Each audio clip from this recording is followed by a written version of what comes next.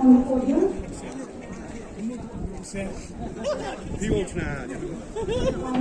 I, the returning officer for the Jainti Hills Autonomous District Council election constituency number 19, Jowai South, state of Pariat, hereby certify that on the 24th day of February 2025, declared Moonlight, Pariat, and independent candidate of Jowai to have been duly elected from the said constituency to be a member of the Jainti Hills Autonomous District Council, and by the token thereof, I have granted to him the certificate of election.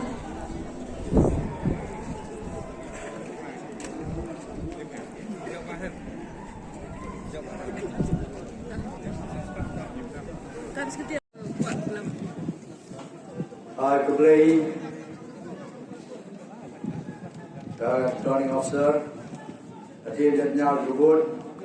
The result that declared itu, disini tahu the result. Dia boleh di nombor 10. Ada ki penyukra ki pesai su di lokjor.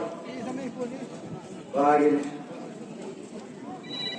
Now, some Chnang Hagi Kuntai, and Jowai South constituency. Good job. Dengar Jingatan Kura. Good job, Chan. Kristam. Good job, Only the step skis now. Kristam in the time. Now we're from Boy Tommy. Need all from the Chikiboroy. Now, time which boat demo from you the eel.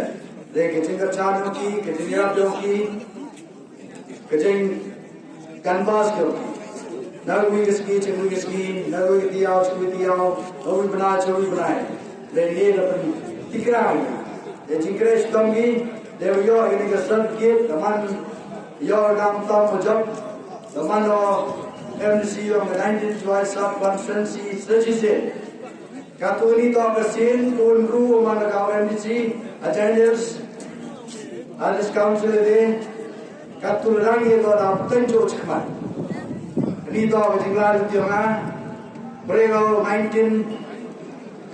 2019, 2025, 2025, Katutenya 2030. Nito Commanded, today the Pelok, Nojong Snow, 19 Jowai South Conferency, they will play Kampang in Kiboroya, Nado Kilobijor, the 1,000 Kibodoki, Agari Gati Benjo, Kilok, Pelok, Yai,